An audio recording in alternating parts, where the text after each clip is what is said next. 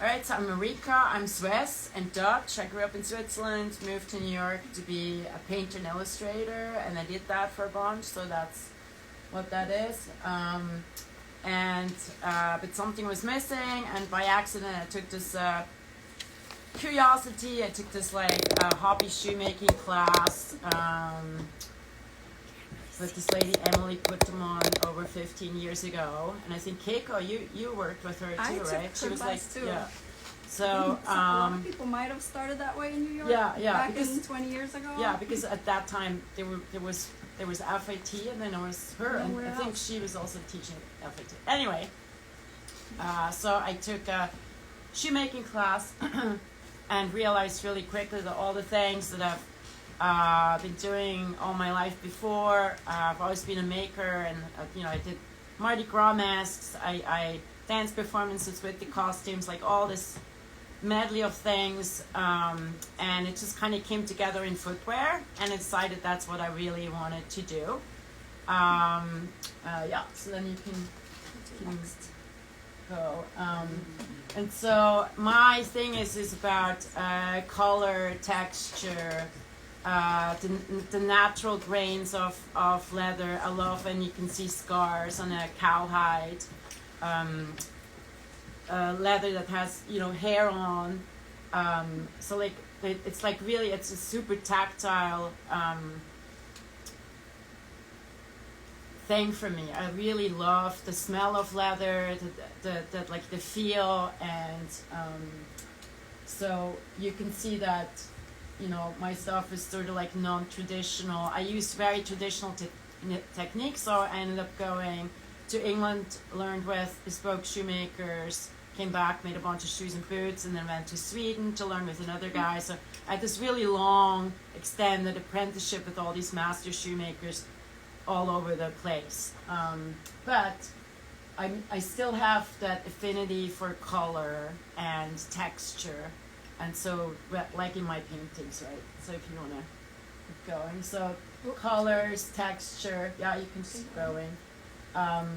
Fish? Yeah, that's like fish, or paima, right? So it's like a fish leather.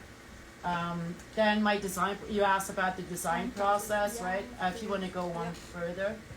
So that's actually was one of my first client orders. I was working at the bar at the time. I was a bartender. It was one of those artist jobs while I was pursuing shoemaking. And so my design process really started, with drawing, but then also with the clients. That was really hard to figure out the client's input, and that was actually also I put this here because I had a totally miscommunication that can happen. So she was like, "Oh yeah, we have in Westwood boots, la la la." I was like, "Oh yeah, cool. I love the pirate boots. Let's make one." And then she's like, "Wow, and I finished it, and they were like super fitting." And then she was like, "Oh my God, I wanted to put my jeans into the boot." And I was like, "Well, that's like information I should have known, right?" So then I had to make another boot, and then she, for some reason or another, she was like, "Well, that's too big."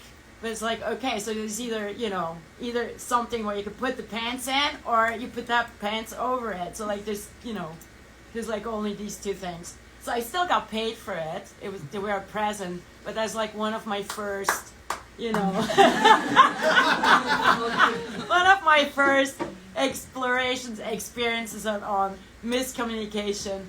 And now I take detailed communication, that people have to sign a contract and like all that stuff. But that taught me. Like I made 2 pairs, right, and none were good. So you can go on. So I do fully bespoke, right, in my workshop. But then I also do like art. I love playing around. I got to go to Italy for Craft to Leather, which is a program in and around Florence, which is amazing. And so I learned everything about vegetable tanned leathers. I love exploring. I still love learning new things. I think that's one of my things, why I'm here on this planet, is learning new things. So that was just kind of an art piece for Risky that I did. It's all wedge tan, and it's like cut into the surface and painted, and they're not really functional anyway. They're not functional? You can't not really, because the heels are actually hollow. Okay. You know, so I mean, if I would put real heels on, but the heels are hollow, they're too more like shape.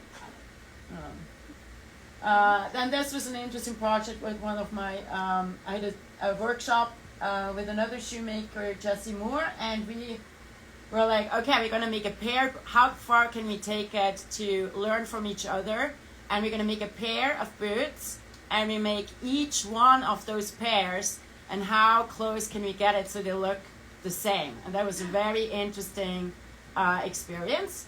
And we had a lot of fun. This is pigskin from Pergamena, upstate New York. At that time, they were just starting to think, maybe tending to shoemakers, leather artisans, right? And here in the States, pigskin is usually just pig suede. It's like a lining, so you're not really doing uppers with it. So that was an experiment. So we each made one, and they were like surprisingly very close to each other, right? So it was interesting. What's project. that fuzzy? That's linen. So if you have ever looked at boots from, 18th century, 17th, 18th century, there's a lot of canvas inside. It makes it lighter, also cheaper. So we just wanted to have like that old world feel of like using those materials, but then doing something fun with it, right? Cool. Yes, thank you. We'll save the questions for later. Yeah. This is basketball leather. So that was a fun project. Oh, wow. I was like, okay, my client is going to be a 6'5" dude playing basketball, and what would I order? What would I have like the special thing that I would make? Because I'm using basketball leather, but it looks really fun, but it was really, really hard to work with because it's like cardboard. So yeah, next one. My inspiration, so that's from the Ballet Museum in Switzerland. So like I've always been very fond of like 1940s walking shoes for ladies, kind of functional. I call my stuff functional luxury, right? Mm-hmm. So it's like I want to make boots that you can, or I make stuff that you can basically gonna hike, ride your bicycle or your motorcycle, and walk around, and they're just like, for any occasion basically. So that was an inspiration. Also the detailing and like all the different construction techniques I just found very interesting. Then just stuff that I see on the street is my inspiration. Then I love sashiko, and I love indigo dyeing. So I use the hand stitches that are just appearing asymmetrical on my uppers are sort of my signature style, and then I use indigo for like linings, or also make boots with the tops that are indigo dyed. So I just love vegetable tanned leather, and I love natural pigments, and experimenting with it. Cool. Yeah. So then we start with the last. So I usually use, if I can, I use wooden lasts. I also have vintage lasts, plastic lasts for a whole run for ladies, like actually 2 different ones that I sometimes use and kind of build up to the measurements. This comes from Germany, but then also if somebody really wants to wait, I sometimes order from Springline, which are just beautiful, but it really takes, sometimes 6 to 8 months. Because he's a busy guy. Just and then and then also I learned how to make my, carve my own lasts. So that really helped in like just understanding, adapting. And so I've made my own lasts before. Again, like, does a client want to wait or not, right? So then that's the design process. So it starts with the last, and then I basically make paper shoes, because it's very hard for someone who isn't in the trade to understand what something looks like when it's flat on a 3D shape, on their foot shape, right? So what I do is I basically make a paper shoe, or like a series of paper shoes. That I can show this later, but I have like a whole stack set, and so it's basically the same drape, but with different details, and so I can pull it.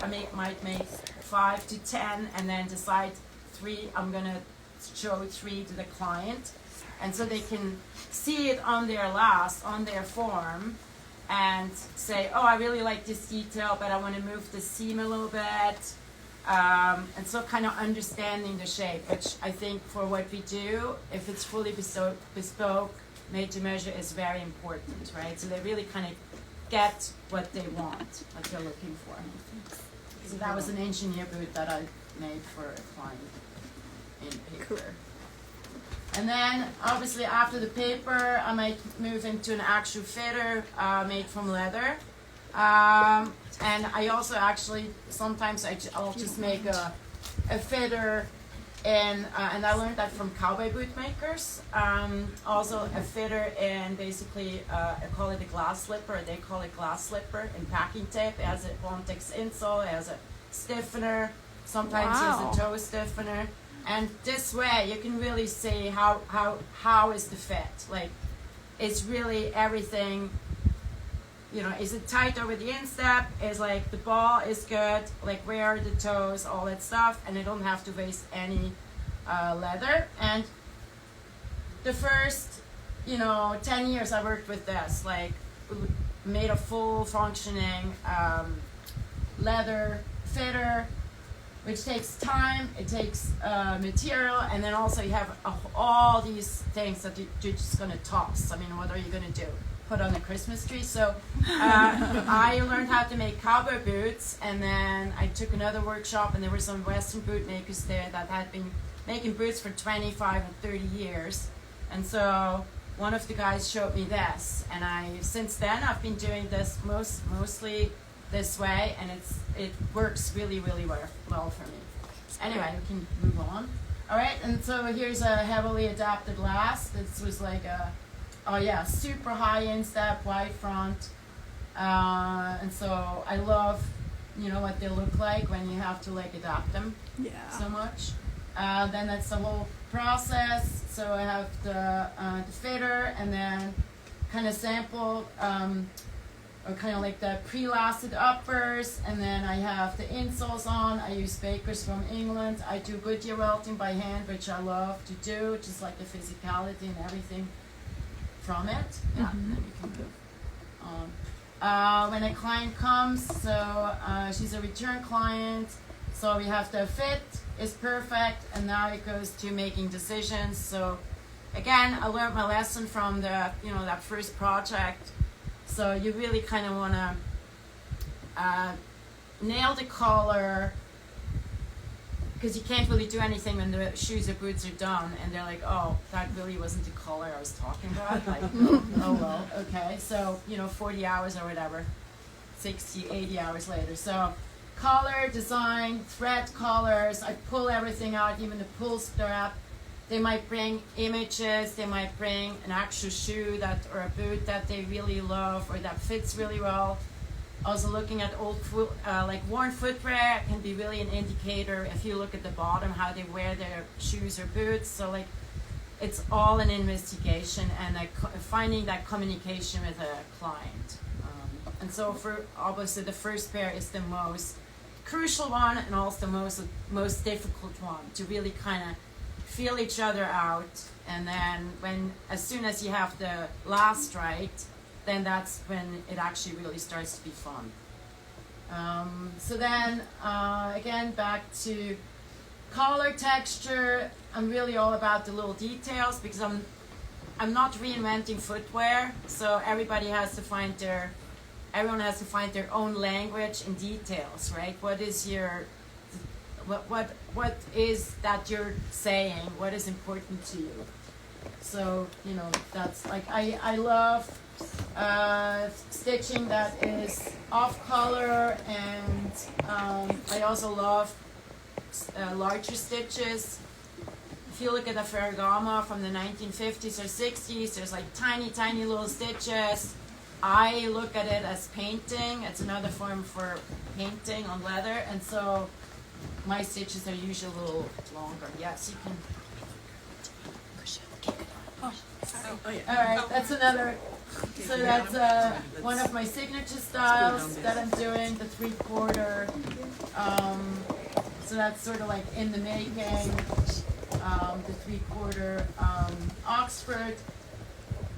That's based on a pair of Ferragamo shoes, brown Oxford shoes that Ferragamo actually designed himself and that were favored by Warhol, so that was my inspiration for that. So I look a lot at vintage shoes. Then this is here, it's sort of like a transfer technique. So it's not printed, I actually transferred it inch by inch, by hand, inside and outside, and then the spatter dashes also have some of it inside, so that's, again, I love the secret lives of insides. So some have like screen printing, I've done embroidery inside, indigo dyeing, so like all that stuff. Then the boots are here, so I love making boots. Boots are really my jam. Just because you can, you know, I wear them all year round, so there's just different models that I've done for clients. Then inspiration, again, like colors, color blocking. I studied cultural anthropology a million years ago, so that kind of informs my visuals as well, of what I'm, you know, what I love doing. Chelsea, I love Chelsea boots, great for traveling. One of the materials that I love working with is kangaroo. So that's because if you have a bunion, you can build up the last for that bunion, but you might still have to wear the leather in. So kangaroo, you don't really have to wear. You don't have to wear it in. It's sort of just, it's very thin. It's like super strong. It's stronger than cowhide ever could be. The early sneakers were in the kangaroo. And it just kind of molds over the foot. Next one. Then this was the spatter dashes I did in collaboration with a friend of mine who does wonderful embroidery for people. If somebody needs a couch and curtains and everything matching with embroidery, that's what he does. And so I dyed the leather and then sent him the patterns, and then he did the embroidery, and then when he came back I actually made the spatter dashes. So this was for an exhibit. So that's amazing. Pair. Thank you. And then again, so that is it the Museum of Metropolitan Art? Was it Alexander McQueen? I can't remember. It was a great exhibit. So like things like that are super inspirational for me. So you can get going. And then I teach. So in teaching, I do a lot of mini samples. It's easier to carry around. They look cute. You use less leather, and I do a lot of experimenting, like a Jackson Pollock sneaker thing, and then the little Oxford there with kind of like the welting, texture, materials, and then that's kind of like the color. So you can see I never left my color palette. It's always present, right? That's one of the shoes. So that's a one-of-a-kind vegetable tanned hide in green with golden streaks. And then I love using the technique that I learned with D.W. Frommer, you know, the multi-row stitching. That's traditionally for cowboy boots, and I love using it for other projects. And there's screen printing on the inside as well. And then a different welt. So I use Goodyear welting. I've done stitch downs. I love stitch downs, and then also Norwegian welts. So whatever, you know, the more you learn, the more you can start playing around with stuff. Yeah. Next. Then I've also worked in collaboration. So these are, you know, this is not leather. Sort of like a microbial material that I helped develop some, and I was the maker of this in collaboration with public schools. So I do stuff like that as well. And then the next one, I did this for a thesis project for a Parsons student. So that's another part of I look at my business as a table with at least 3 legs. If you only have 2, it can't stand, so you need several legs. And I realized during COVID what that really means when, you know, most of your legs kind of fall off the table. So you know, you have to, if you're really doing this, you need to be flexible and you need to think, how can you build a business that if one part doesn't work for a while, what else can you do?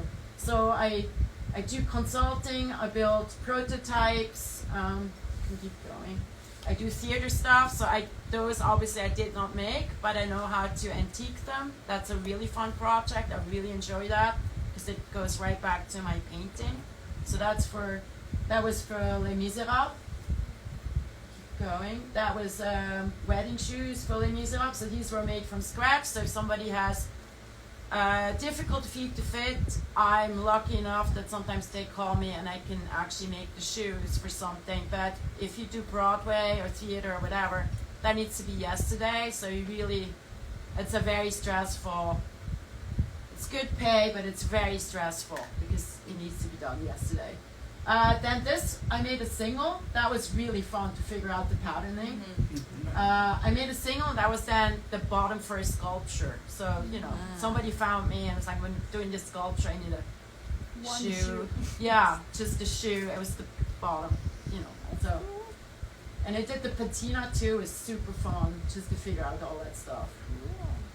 Next, then point shoes was a really great thing. I did not make the point shoes. I did just a special technique to rubber the bottoms and the toe up for Phantom of the Opera. And it's, at one point I did the whole Korea show, so I literally had hundreds of them in my shop, and that's when I decided then you really need a finishing machine.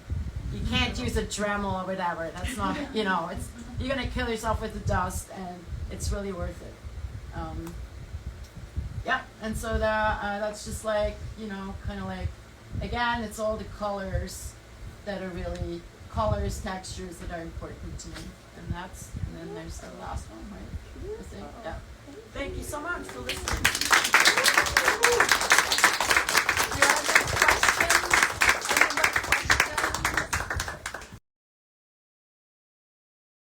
Yeah, so RISD, I've been teaching at RISD for 12 years.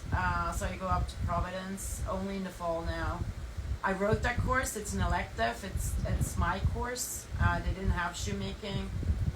We don't have a shoe room. It's very, like, we have one sewing machine. We don't have a finishing. Really? So it's one sewing machine, a high post rollover foot sewing machine, and everything else is by hand. And it's really cool. I love my students up there, but it's like, that really is crazy because I go up and teach like, you know, 11 hours basically, and then come back home the same day. So it's like, it's really, really a lot of fun. And then that got me to be teaching at FIT, which is great, which I've been doing for 8 years, which is completely different, and it's in a program.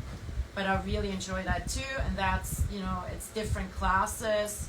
Is it beginners, intermediate? The last few years I've been teaching, you know, advanced, so non-traditional footwear, theatrical footwear. Right now I'm teaching footwear too, which I love too. I love like going by steps, like derbies and Oxfords.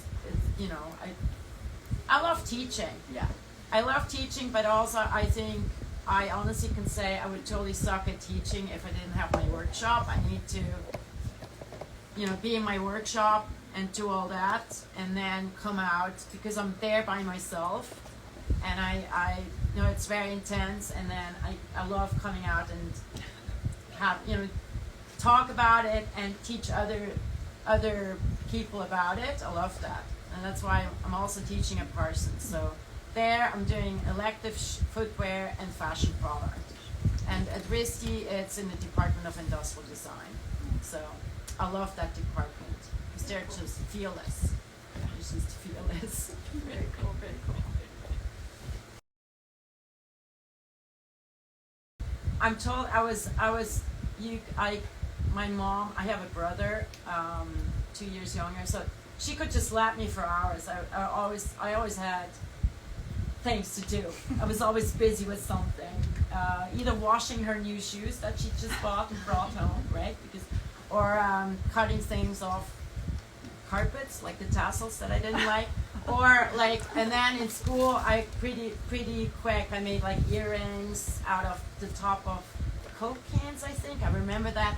Covered them with felt and then sold them to my, you know, my other playgrounds. No. Yeah. I was like, I've always loved making stuff. So cool. That's it. All right. Thank you. But I did want to be a veterinarian. That was my dream. Oh. I grew up in the countryside, so that was like, yeah, horses and stuff. But, yeah. I went to Teachers College in Switzerland a million years ago. Yeah. And then you just decided. Well, after that, I took some. After that, Teachers College in Switzerland is very different, I think, than here. So like. Art was as important as maths and biology, so, and I always excelled. I loved that. I was lucky to have these great teachers that really kind of supported me. So, and then afterwards, I painted, I did murals. I collaborated with people. I took some painting classes. Well, he's the greatest shop dog. So yes, it's an inspiration for me, having, you know, a creature in the shop, because like, as we all know, like, shoemaking is sort of like, unless you do it here, right? But if you like, most of us are very lonely in their little studios, right, for hours and hours and days and months on our own. So having a little creature is definitely a good thing. Many of my students, or quite a few of my students at RISD, go into the toxic footwear industry, right? Right, because it's industrial design. Yeah, but they're very some of them are really successful, you know, like the next big thing, and their designs are on the market, but they usually get back to me and they're like,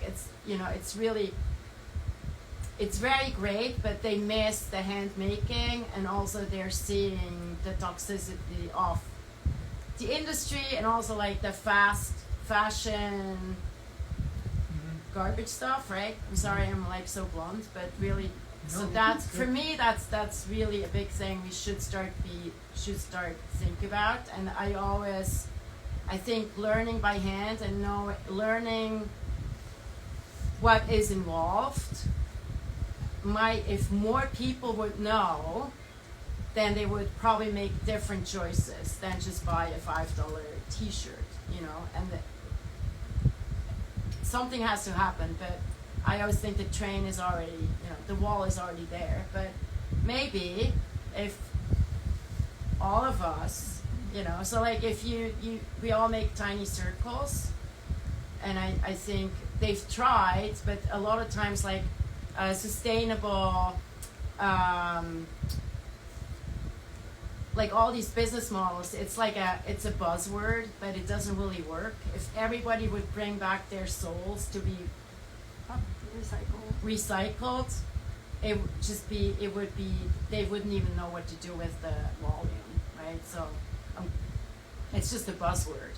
So I'm hoping that with all the people that come through my classes and other people's classes and other schools, and we more and more talk about, you know, all these issues, I think hopefully at some point it will, as people that grow up with that background in their heads, knowing what it does, will be in positions to change the industry. But it's taking way too long. A long time, right? Or way too long, yeah.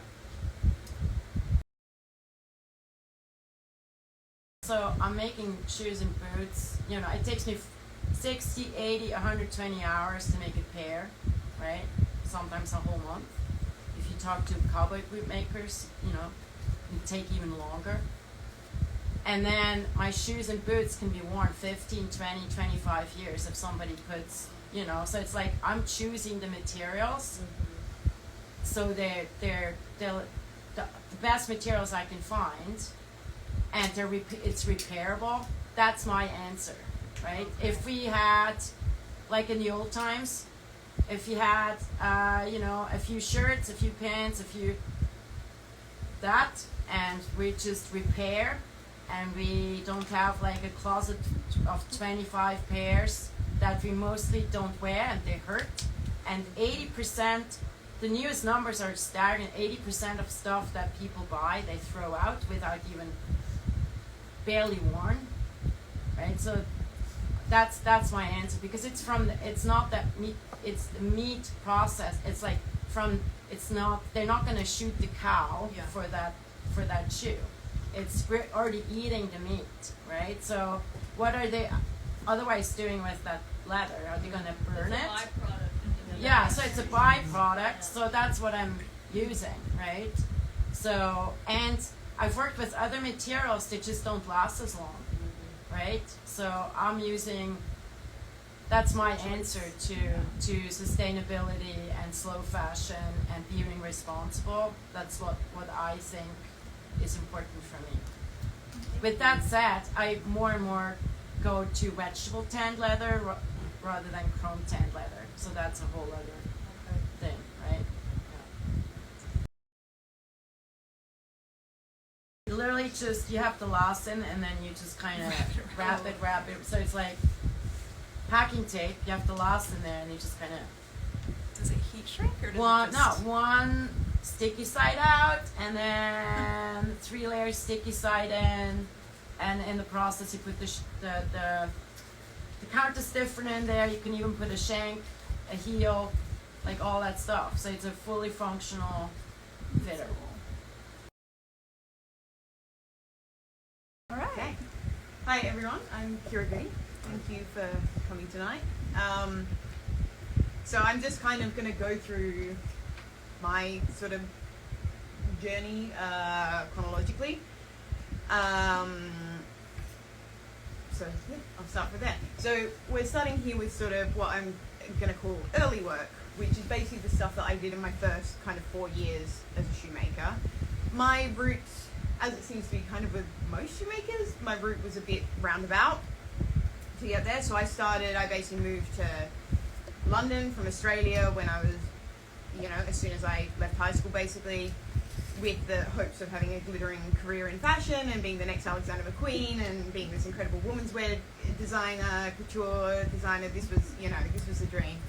And then I was hit with a global financial crisis, no jobs. I didn't have any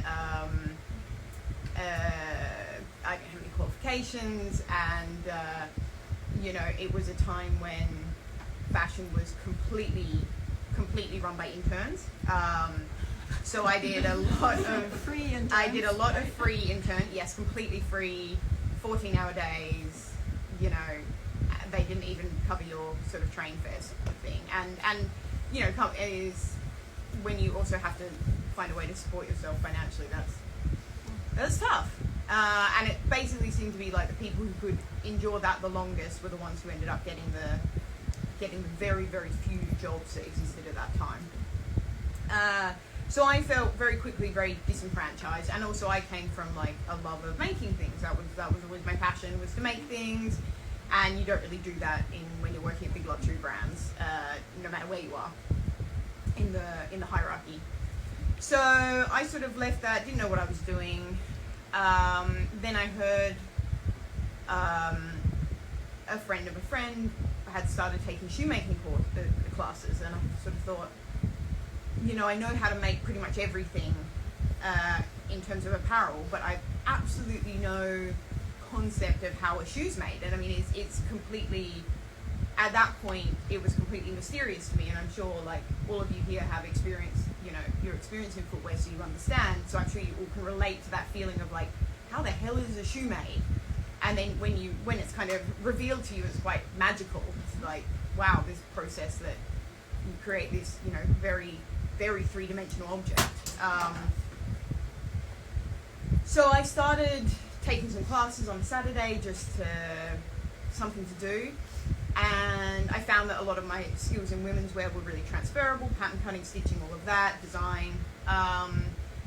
And then after doing that for a little while, I found a bespoke shoemaker in North London who completely, all he made is bespoke fetish shoes. And so I started kind of basically interning for him. I basically just like crashed his studio and wouldn't leave. And we're still very good friends today. And that was really fun because the challenges that come with fetish shoes are very unique. So, you know, we do things with like platforms this high, we do shoes that are joined together, we do like, you know, the ballet, the point shoes, stilettos.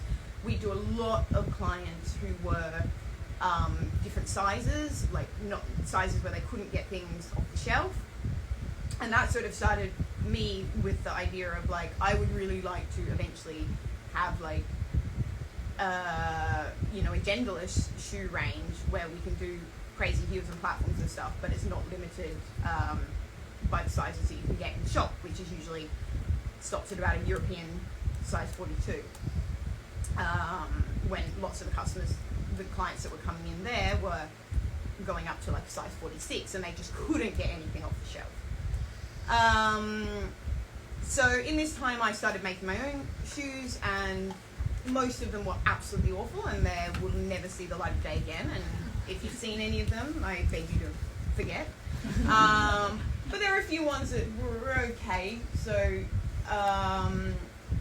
and got a little bit of press, which was fun. So we got like Kylie Jenner on the right wearing some boots.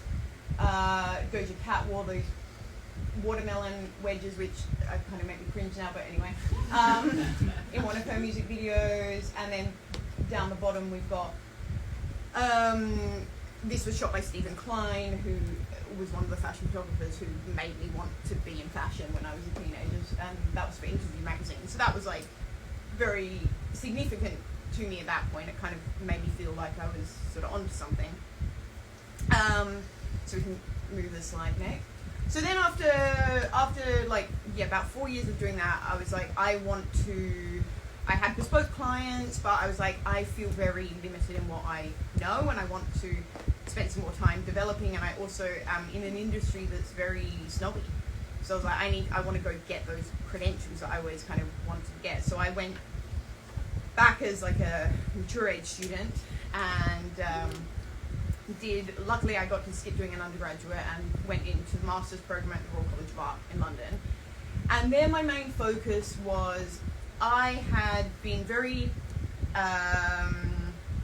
restricted. I don't quite like that terminology, but I could only really work with, I only had shoemaking stuff, so I could only really work with that. And what I really wanted to do is learn other techniques from other disciplines, use other, use materials used in other disciplines, use machinery used in use programs, like all of that, and bring that into like, combine that with what I knew about bespoke shoemaking. So, for instance here, this is, actually it's funny that Marika, wherever she's, this other one, we're talking about Craft the Leather, which was this, you know, week-long immersion in the Tuscan veg tan leather industry. This was sort of born out of that as well. Because basically when we're working with the veg tan leather, you find out veg tan leather has a very unique quality of a chrome or aluminium tan leather, whereby if you submerge it in water, wait till all the bubbles go and it's like completely submerged, you can then sculpt it, let it dry, and it just stays like that. So these pieces, although I got a lot of people asking if they were 3D printed, they're not. They're veg tan leather, which has been laser cut, then wet molded, left to dry, and then obviously treated with a lot of colours. Did you say spray paint? Is it spray paint? Yeah, it's spray painted with then some various lacquers as well. Yeah, I wanted it really glossy. Okay, so we can move on. So I wanted to kind of show a little bit of the process there, and it's a bit hard to see on the screen, but these are the sort of the 2D. I guess to say like if I had to pick my top skill, it would be pattern cutting. Like I've always found my brain works in a pattern cutting way. I can't do any of the amazing stuff that Marika does with the like hand welting and any of that. That's not my jam. But I'm pretty good at pattern cutting. So I like thinking of how the 2-dimensional can become the 3-dimensional through flat pattern cutting. So, you know, some of my shoe patterns look kind of, you couldn't if you gave that to a regular shoemaker, they'd probably be like, explain how this is a shoe, I mean, figure it out, but I like playing around with that. And that's when I also started first working in some 3D software in Rhino, and I liked starting to bring in a bit of a CAD element, because everything I'd done before had been very like analog, I guess we could say. Everything was by hand. Everything was completely not going anywhere near the computer, and I wanted to bring in some of those. I like bringing in as many different disciplines and skills as possible. So then I started like working with some 3D stuff. So yeah, we can move along. And this is continuing with my exploration of materials. This is just 2mm flexible PVC that you get in the rolls, like the stuff that hangs when you go into like a meat freezer or whatever. It's just that if you skip to the next one, which I basically took some photographs which I manipulated, and then did these these quite detailed patterns. And I used a very simple type of printing called a sublimation print, where you basically take, you print on a printer that has special ink in it. And I think you can buy the ink just for a regular inkjet printer. But at the university, we had a really big one that was set up for it. And then you just put it in heat press, and it transfers really beautifully in this way that it kind of seems like it's kind of sucks it, because it's actually a dye rather than like, if you're printing with like a paint, like say screen printing, it sits on the top, whereas the sublimation print is a dye, so it like sucks into the material. So it really gives it a really nice effect, particularly when the light comes through. So these, you can't see in any of these photos, but these are actually full body shoes as well. So they are shoes down the bottom, but then they become a whole thing that goes right up to the top. Yeah, we can move on. Yeah, at this time I also started collaborating with some of the women's wear designers in, I shouldn't say women's wear, the designers, the fashion designers at the university. And that was fun because it wasn't something I was being graded on, so I could actually just play around with ideas, and the stakes were much less high. So these were like, I had a lot of fun with these for an Irish designer called Colin Horgan, who I think is doing really well these days. So just check him out. And these were inspired by chopine shoes from 16th century Venice, when basically Venice was just full of shit. Am I allowed to swear? Sorry. And so people wore these chopines, which are these wooden overshoes, so that they weren't stepping in the filth that was in the street. But as all of these things do, it became a status symbol. So people were making them higher and higher and higher and higher. And it became such a health hazard in Venice that the actual Doja of Venice, so the head of the government, actually brought in a ban for the maximum height chopines could be, because people were falling over and breaking their limbs on the cobblestones. So it's fun how when fashion overlaps with public safety. So yeah, that was the kind of inspiration for that. And these were horrendously over-engineered, where they were done again. I made the chopines in 3D software. And then I had to source a piece of wood that was actually wide enough that it could be 3D milled into that size, and also strong enough. And it was a nightmare. The wood itself cost about 250 pounds, and it didn't need to be made that way. But these are the things you learn as you go. I would do it much simpler now. Yeah, move on. Oh yeah, and these were some fun. The chopines got some fun press, so they were on the Brooke Candy's album cover. And then this is a nice photo from Hunger magazine, which is the shoes are paired with an Iris Van Herpen dress, which was quite nice because I ended up collaborating with Iris Van Herpen a couple of years later. So this was another fun collaboration I did with while I was in university with a designer called Matthew Kopp. And that really, again, illustrates that sort of like working with non-traditional materials, I guess you'd say, because these are just steel, like a very simple steel, welded steel structure with a very minimal, strap, like clear straps to hold in the foot. And I actually have a couple of videos so we can play about these shoes. So we're gonna. Thank you. Yeah. This one. So yeah. So these were. I then a couple of years ago.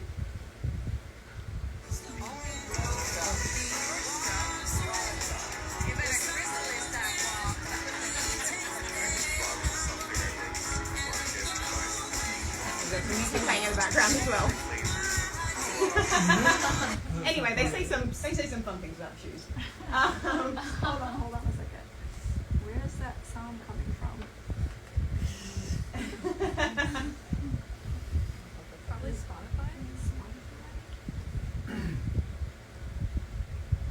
Yeah, there we go.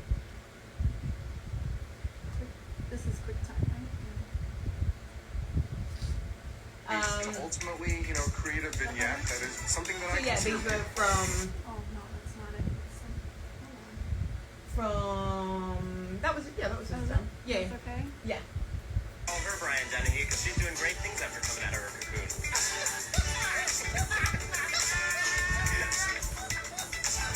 So that was a nice moment with those, and I've also got a little video of them being made, video number two. And these, I tend to do everything myself because I'm a control freak basically. But these I did actually work with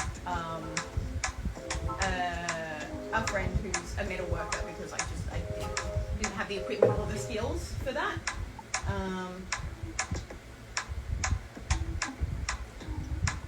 Was this when you were out of school?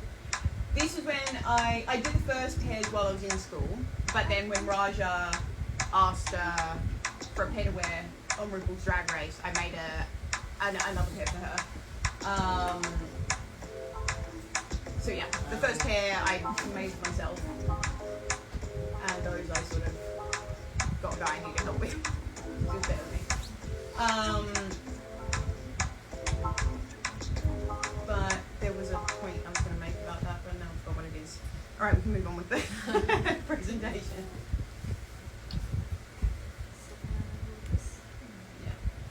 So if we go view and then the right at the bottom, one more down. Yeah, there we go. And so these were some more. Often like I think labs all creative. You sort of build on previous projects. So this was after I left school. I started collaborating with some ready-to-wear designers. So this is a collaboration with Mamilia for their New York Fashion Week show. It must have been spring summer 2018. I want to say that sounds about right, maybe. And so this was again, inspired by the Venetian chopines. I kind of learnt my lesson and didn't over-engineer to the same extent with these, and I just sort of made them out of wooden cork in my studio. And this is Nicki Minaj wearing them on a tour poster. So they were fun, and only the most skilled models were able to walk in those ones. Okay. Oh yeah, that's some more of those shoes, and that was nice because that was shot by Tim Walker and was in Vogue Italia, so that was like another nice moment for me to have like such a photographer that I was again like very what's the word, not inspired, like influenced by when I was a teenager. And this was the collaboration I did with Iris Van Herpen. These was again building on the veg tan leather work that I was doing. So they're wet molded. I have a little video, so we can go watch a video of these ones being made. And these truth be told, I would have liked to have made them a lot better, a lot more. It should be video. What are we up to? Video. 3, 4. No. It must be 3. Yeah. Yeah, truth be told, I would have liked to have made them with the laser cutting and made them a lot more elaborate, but I was given 2 months to do this project. They needed 20 pairs of shoes.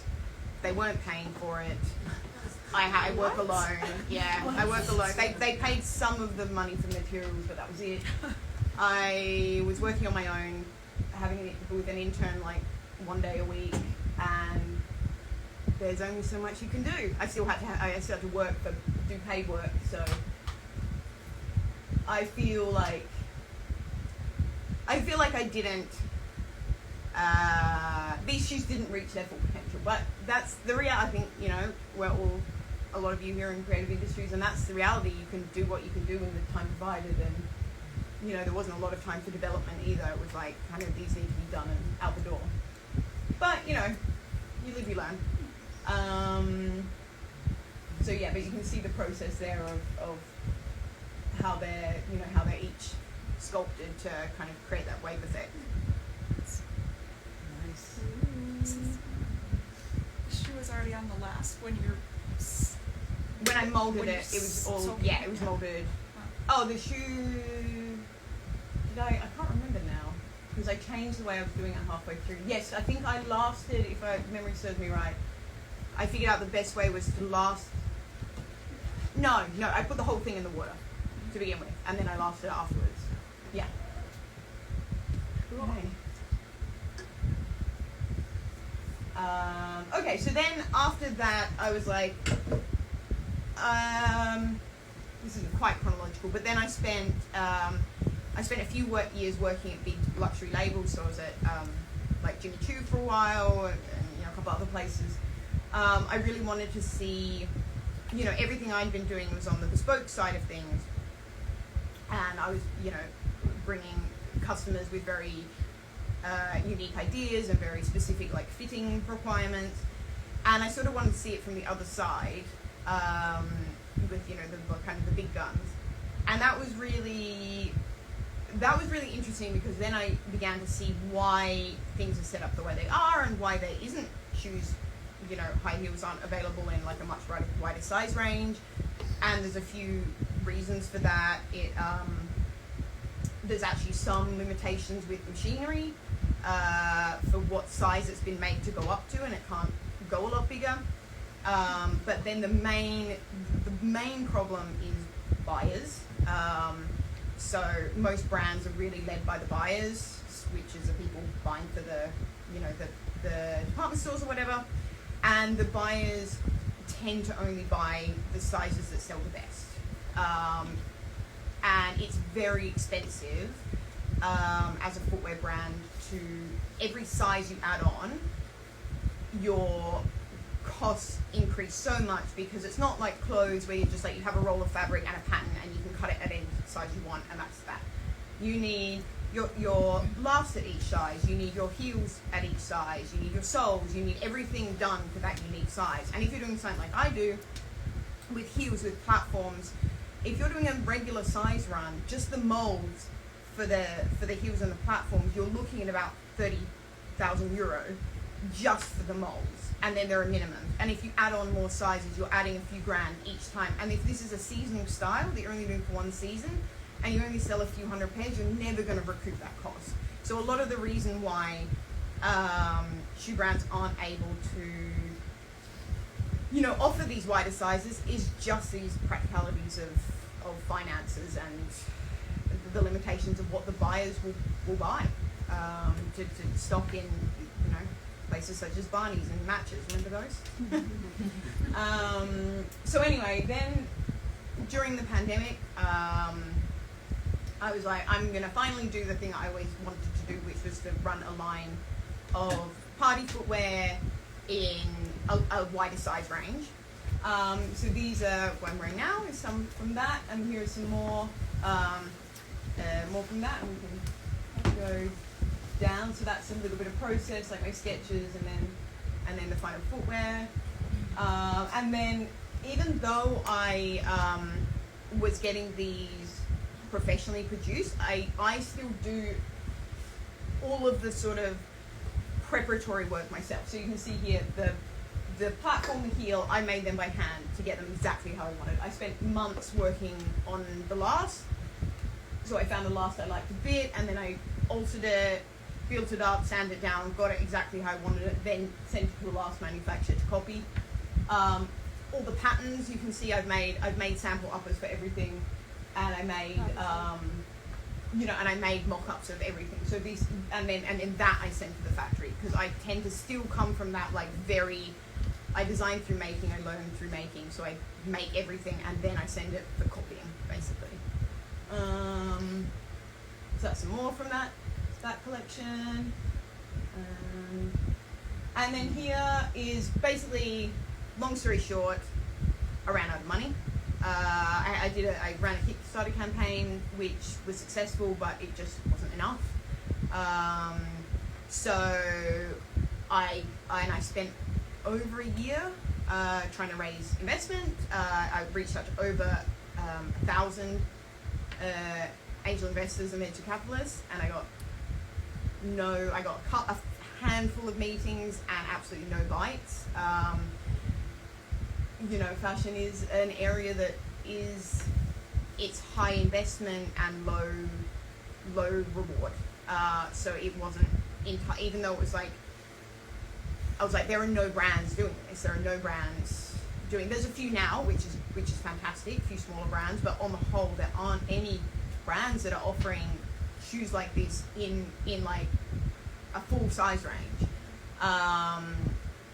But people weren't interested for whatever reason, so it was, so at that point I was completely burnt out, and I put my practice to one side, but I've done bits and pieces since then, but I mainly then focused on teaching, which has been really nice, because that's kind of a way that I've been able to like re-find the love for why I like doing it in the first place, and teaching, going through the process again and seeing people like get as excited as I did when I first learned the process has kind of like really helped the love come back. So I've got a couple of videos here as well for these two pairs of shoes. So I still like to play. I went back to just playing around in my studio and just making things. Playing around with different materials, recycled materials, whatever I had lying around, kind of thing, and just again always trying to find ways to like use materials in interesting ways and use pattern cutting in interesting ways.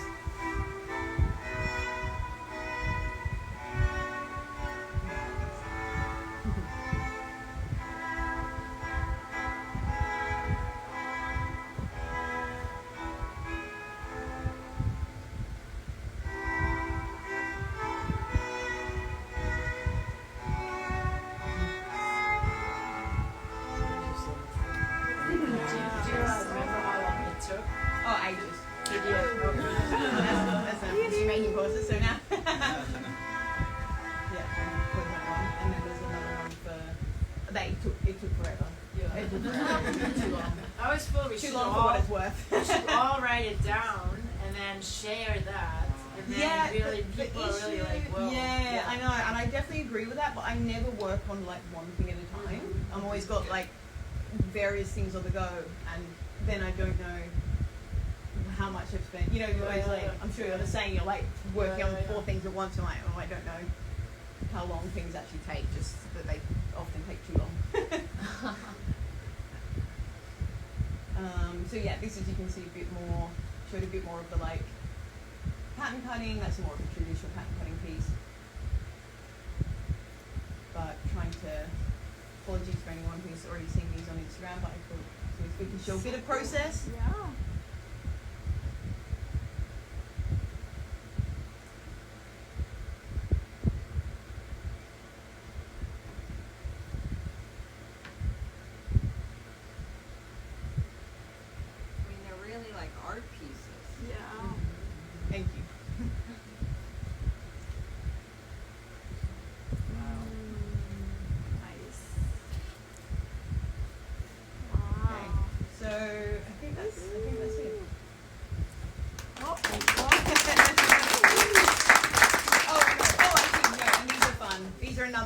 pair of full body shoes.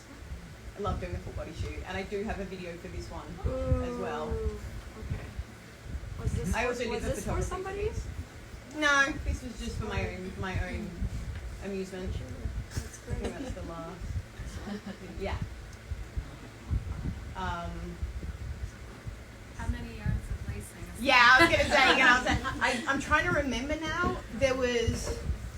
I wrote someone in to help me with the lacing, and I think it took the two of us. I think it took the two of us a whole day. So I think like 16 hours total. I think like it was an 8-hour day with both of us working.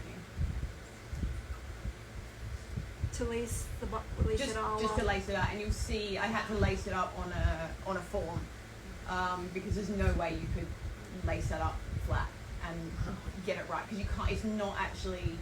I'm like, oh, it's lacing. I can easily adjust it on the body. No, it's actually really hard to adjust it on the body. So it kind of has to be pretty much correct. There were a couple of times where we got to the top of a row and it was like, there's an extra hole. Some things you have to go back. But on the whole, not too often. So like if you ever styled someone in it, you would have to sorry. use the back. It has zips. Okay. So it gets laced up once, and then so the model is the zips in the arms and the zip. What's the other? So Oh no, do they it laces usually- up at the back. You open up at the back and you zip up the arms and you zip up the legs. Okay. So it's actually not difficult to get into it. Oh, okay. Even though it looks it. Yeah. There you go. Wow. So that's So nice.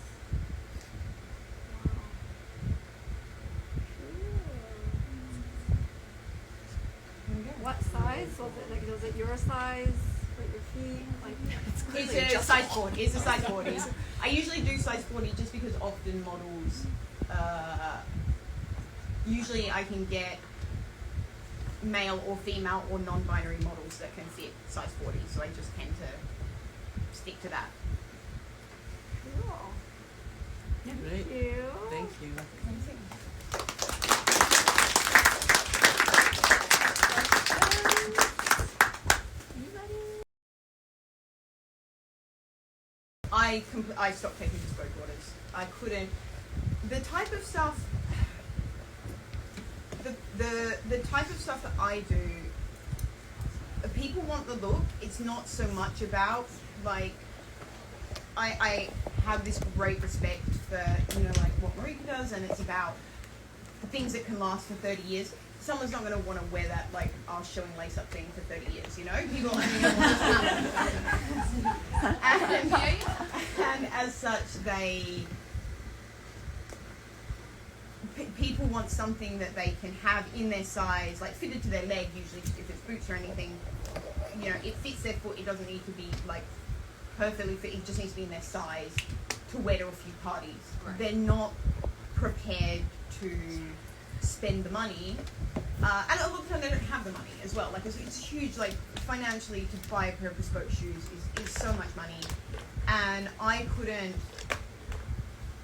balance it to have the clients. I was way undercharging, and to charge the right amount, I was finding there was less interest, but there was also an expectation that it would be. These are people who buy designer shoes, okay, and there's an expectation that would be finished as beautifully as a pair of like Rick Owens shoes or a pair of Jimmy shoes or whatever, and I can't achieve that same level in my own studio. So I just found it was either I charged too much and then people weren't quite happy with the finish, or I charged too little and burn out, which is what happened. So I've now stopped doing bespoke orders and I teach instead. That's kind of how I scratch that itch and then do my own thing when I feel like it. like Well, what's the process of discovering that? Basically finding out that I'd forked out like hundreds of pounds and like 40 hours of work for something that then just gets covered in leather. I'm like, I can bodge this with some wood and some cork and no one will ever know.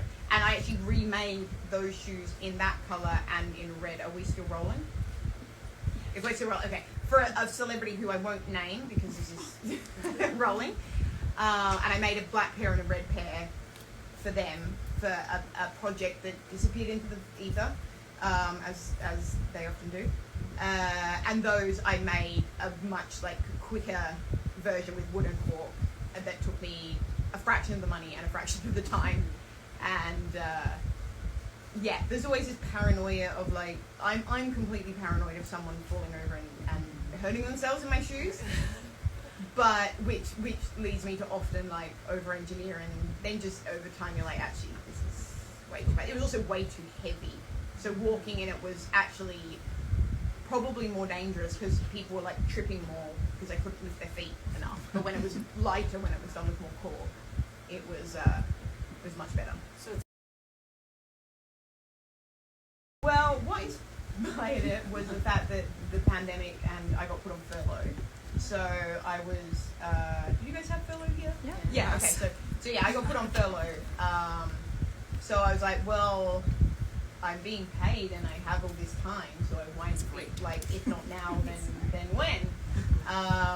So that was kind of the catalyst, but it was something I always wanted to do because I do not thrive in like a luxury house, and I've worked at a few now, and I'm not really cut out for it. My work isn't really like I work with designers who could just churn out these stunning designs that people love, that people wanted to buy, and they could develop them and they were just beautiful. I never really had that skill, so I didn't do very good work at those places, and it made me frustrated because I was like, my work sucks, my shoes aren't going into production because no one likes them, you know. Yeah, like, so then I was like, I need to just go and do my own thing. That's the only way I'm gonna. But then I ran out of money, so yeah. I call people and pretend to be a lawyer. Yeah. Or Kira. Steve has extracted some Yeah. unpaid invoices. Steve got them paid for. Can we hire you for any other? But Yeah. the flip side of that is, yeah, you get your money, which like you need to pay your rent and all of that, but then those people won't work with you again, and that's what I've had a lot of. Yeah, and I've had lots of shoes stolen. I had one person, again, I won't name names, that took this pair of dragon boots that I made that had like a dragon's head on them, and wanted to wear them, you know, to a big event, and sent me a text on the night and was like, look, here's me wearing the boots. They didn't fit, but it's okay, I just cut them. Oh my god! And I was like, what do you mean? And they were like, oh, I spoke to my friend who knows about shoemaking and said it would be absolutely fine. I was like, well, why didn't you text me? And when I got them back, they'd just literally taken scissors and cut all the stiffness, everything, and they were very intricate. They had a lot of panel pieces, and it was like not even cleanly done. It wasn't done along the seam. It was like, you know, dog teeth, like just an absolute nightmare. And it's like that's an everyday. That was an everyday occurrence, which is why I don't lend to anyone. I don't, you know, there was so few worthwhile bits of press that came out of it. Became a full-time job dealing with like press and stylists and all that, and you know, there are a handful of good ones, and who I have the deepest respect for, and then there were a lot who just stole my product, stole my money, you know, would do things like, we have this big, you know, shoot for a celebrity, for a music video or whatever, that's in New York. I was in London at the time. You know, we'll pay for FedEx it over, that they FedEx it to themselves, and then at the end of the shoot, they're like, okay, here's the address, you can book a FedEx. And I would have to spend hundreds of pounds getting my own product back, like all my samples. And this didn't happen once, it's happened again and again and again. So then I stopped lending overseas, then I stopped lending to certain people, and just bit by bit I was like, I can't do this anymore. I lost so much money, so much time. Yeah. Now I just do my own things for my own amusement, and I work as a teacher, you know, as I do workshops here, I work at FIT, also still have a job. I still work as a freelance designer, and I've been working for one brand for about 4 years now, and that's going well. But it's because it's freelance, I'm still able to balance that with my own stuff. So I basically separated from like, these are the things I do to earn a living, and then these are the things I do for enjoyment. And I'm no longer trying to combine those into one thing anymore. At the moment, yeah. Yeah, exactly. I'm actually going to learn traditional drawing and painting. Go cool. Slightly different. Learning? Like classical drawing and painting. Oh, cool. Yeah. Where are you going to school? Huh? Where are you going to school? The Grand Central Atelier. I can walk around them all night, but I don't tend to anymore because I'm lazy. But when I was in my clubbing days, there was no problem. The heel spring is really nice. Yeah. It still would rock well. Yes, yeah. And I made sure. It's not too tall. No, the pitch the is nice. pitch is nice. It's very stable. It's very cushioned. It's very wide. I've got very wide feet, so I like a broad shoe. Yeah. So I made sure it's comfortable. You're like, what size? Yeah, no, I'm very in all development, whether it's for my stuff, whether it's the brands that I design for, whatever. I'm very particular in the development. Like, things have to be exact. Things have to be the fit needs to be beautiful. The proportions need to be exact. Like, I'm very, very anal about that. Hand welting isn't something that occurs in the type of shoes that I like, so I've never really. Again, I love those shoes, and I have like so much respect for the people who do that. But for the type of stuff I make, it's kind of never required. So I kind of put my efforts rather into like learning 3D software and like that, doing other things that are more relevant to my practice. Yeah. I want to say just two things that aren't questions. Sure. I want to thank you for your honesty about the heartbreaking aspects of living as a designer wherever in the world any designer is, because you can have a moment of glory and then crushed by a client, and it's a roller coaster constantly. So thank you for that, because it's so, seeing that you've been shot by Steven Klein and Tim Walker, I'm like, I would die of happiness, but it's just, it's nice to hear that honesty coming from someone I looked up to in design. Oh. And then on the second part, I was working in a showroom that hosted the Amelia show. I wasn't working for Amelia, but I was working for Hogan McLaughlin at the time. Oh, so we shared that space. Yeah. And I just want to tell you, I was like sewing an 8-foot gown, hemming a satin with a lot of pressure on me. And when that whole Amelia show was like crazy. Yeah. But the craziest moment was when someone unboxed your shoes. All 45 people that were in a similar size space to this went silent. Oh. And I feel like I should share that.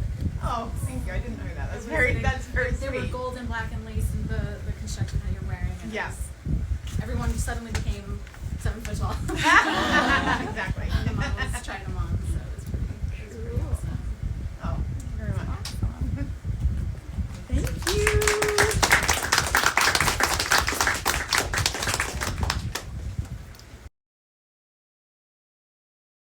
When I see anything that looks like a croc, I feel physically ill. That's my Did you first see the thing. Simone Rocha collab though? Yeah. You still do? No, I can't. It's the antithesis of everything I love about footwear. I just can't. Is I it just worrisome can't. that the whole population really, I mean, like just a don't large get it. percentage of every brand does that? I know. And I actually had students who are like, oh, I really want to make this like big gold key. And I was like, what is it with that stuff? It's like everybody wants, it's like, but that's fashion, when the super square and like, but I really don't understand how we're just, so it just looks like a Sponge. Potatoes. yeah, and then you have the boots too, like the boots that just look like comic. ones. I don't know, I don't get it, but hey, what do I know? So.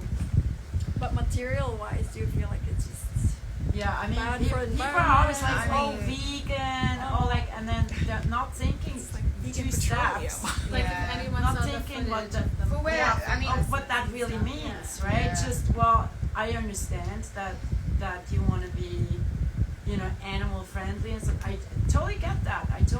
But then when there's like, most of that stuff uses, it's Fossil petrol, fuels, yeah. it's fossil, it's not, you know, even if it's just the Nasty. last Really lacquer nasty. on top. So it just doesn't make any sense to me. And when you go to,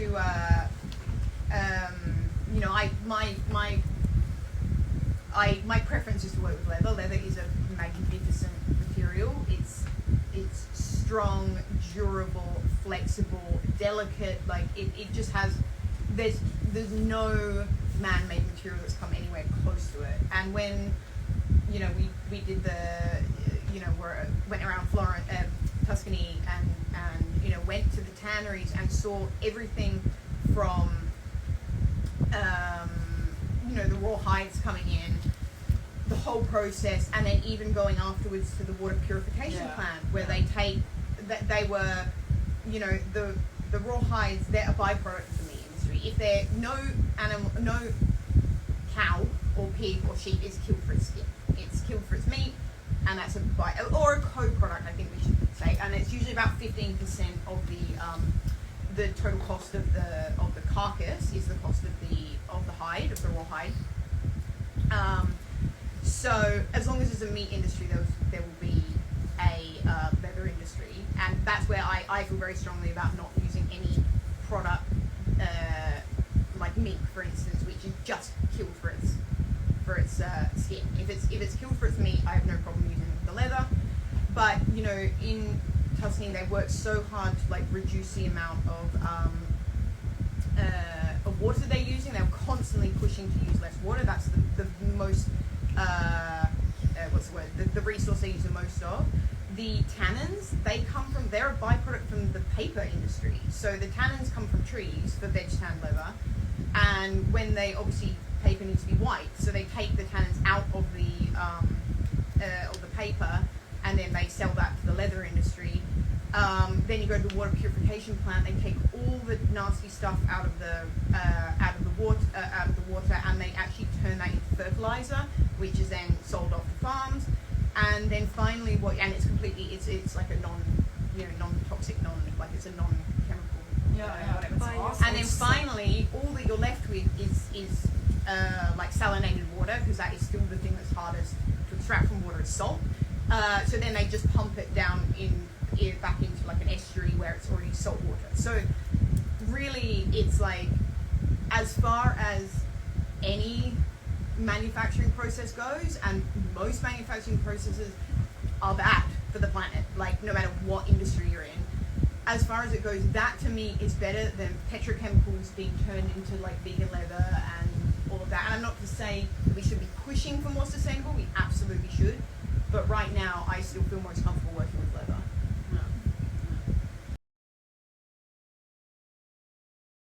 Yeah, I'm working on a couple of small things. Nothing too big.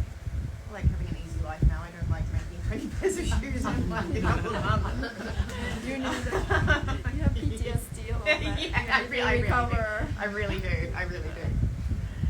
But yeah, I don't like talking about things until they're finished, because 9 out of 10 projects fail. So I don't be like, I'm making this cool shoe, and then it fails, and I'm like, oh.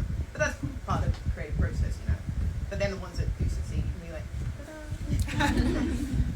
Yeah, I have like a whole bunch of boots in the pipeline, so that's exciting for me.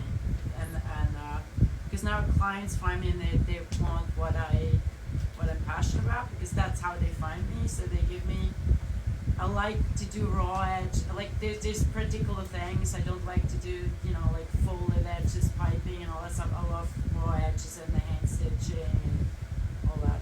They give you creative freedom. Yes, Nice. yeah, which is cool, and some return clients, which is really fun. So, really cool. Well, because you asked me that, I was like, okay, all right. So I brought my favorite tools, but like one of my favorite tools is my apron. Yeah. How often do you like cheat? I mean, I really kind of like live in my apron, honestly. Even if like sometimes I just do like, you know, a couple hours in the shop and then just keep walking around with the apron. But it's one of the things that I'm always trying to explain to students. Hey, apron, you know, for all the glue and stuff. And then there's like, they usually walk around with dye and glue on their clothes because they, you know, so that's one of my favorite things. And then I have my lasting pliers, one of my favorite tools. These German ones, yeah, they're like super heavy. And then this knife that I made in England, so, that's like my. You made it? Yeah. So and Tony Slinger showed Karina and the ladies and Lisa Sorrell and I how to make a knife. So there's actually a little video of me with like, you know, sparks flying, shaping it. It's really amazing. It's like I love the width and the length, and it really, you know, as an extension of my arm, it's like perfect not too for me. big at all. Yeah, and it's, you know, it stays really sharp, and you can get it really Lick the material, or do you use it for Skype? for everything. Everything. Yeah, Wow. like for That's great. trimming my insoles. Wow. And, yeah, like all that stuff. So yeah, that's that. Cool. Thank you.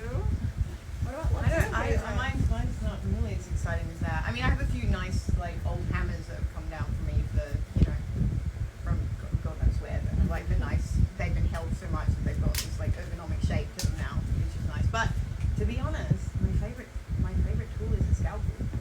I love using a scalpel, and I think that kind of represents who I am as a shoemaker a bit, because I don't use a clicking knife, which is very not kosher.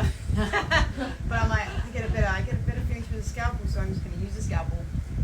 So anybody who takes your class Yeah, will learn how to use a scalpel. which is really And I cool. know that's like, I've made many shoemakers like, Well, it's like great. gasp in horror at that only, but I feel whatever works for you, right? yeah, I mean, yeah. literally, I always I think agree. like learn. I completely agree. I always tell my students that. I'm like, I'm going to teach you my way, which I like, which is a medley of things that I've learned, but you're going to learn from a few people, and you take what you like of mine Yeah. across the rest of it. When I got into the trade, it was really hard no matter what. There were no shoemakers that were really willing to share. And then I really, like the last 5 years or so, there's more and more women coming into the trade, and there's also more and more people, old school shoe and boot makers, willing to teach here and overseas. And there's, if you go to Florence, there's women shoemakers, Japanese women shoemakers, opening up their little ateliers. So I think it definitely has changed. There's more women in the trade willing to get their hands dirty and loving the physical work. That's my experience.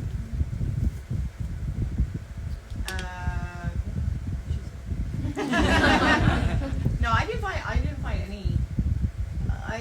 I work mainly in luxury, which there's a lot of women designing in, so it's been mainly women. Who I learned from initially was just didn't care. He took me on because we shook hands, and he's like, "You have a strong handshake, so you can last shoes." It didn't matter to him whether I was. It was like that was what mattered. Like, so I didn't find too much of a barrier. I would say the biggest barrier, and I think this is just for fashion in general, is money. Money, yeah, much more than gender in my experience. I had more of like, why would you want to do that? There's From no men? way you're gonna. Why? Like I remember, I'm from Switzerland. I remember talking to some shoe repair guys, and they were like, why? You know, like that, like, and that was more like getting laughed at, like thinking that I could make a career out of this. I think it was, and that had nothing to do with female or male or whatever. Just in general, why would you not do something like that that's so hard? And you know, so that was more the question, or the issue. Right. even I think back in the 20, we've met like 20 years ago, learning shoemaking as well in the process. But I feel like in the room too, we have friends who they go to cobbler or somebody. They would be like, "Oh, you're not strong enough," or like there's a lot of like a little bit of comment like that, or it doesn't really affect. It didn't really affect me, but like I feel like there's little things that they're just kind of put in there to be like, you can't do that. Right. You don't want to do this, or Well, I guess we're all a little stubborn. So yes. that's- I mean, you definitely notice when you go to factories, I've been to factories, mainly only in Italy and France, but I've definitely like worked with factories in Brazil and China and Portugal and Spain as well. But there is a dividing line. It's all women who work in closing, in closing, and then it's all men who work in, operating the machinery, basically, like all the lasting, and then it goes back to the women for the finishing. So and there's no overlap. There's no men who close, and I haven't seen any women in any factory I've been to, and any women. That's when I went to trade course in Northampton, that was the same thing, sort of. But now they have a bespoke female shoemaker, which is Really? yeah. Great. And now she's really cool. Oh, that's awesome. So I think some of those very traditional separations are starting to. Don't you think that's just across the board with most professions, though? Like It's just always been male dominated, and women have to push their way in, and slowly but surely, women find their way in, and then they get accepted. I think also it helps that bespoke shoemaking kind of nearly died, but now it's having a bit of a renaissance. So it's kind of everyone who's coming into it. Like we're not getting these lines of like families of shoemakers for generations anymore. So everyone who comes into it is fresh with no clue, So it doesn't. It's like so less. the industry doesn't die. It's It doesn't matter. accepting them Yeah. all. Whoever wants is going to be stubborn enough to do it. Yeah, exactly.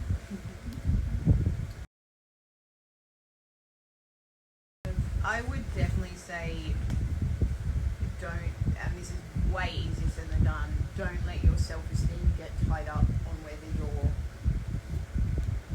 brand, project, whatever is like successful.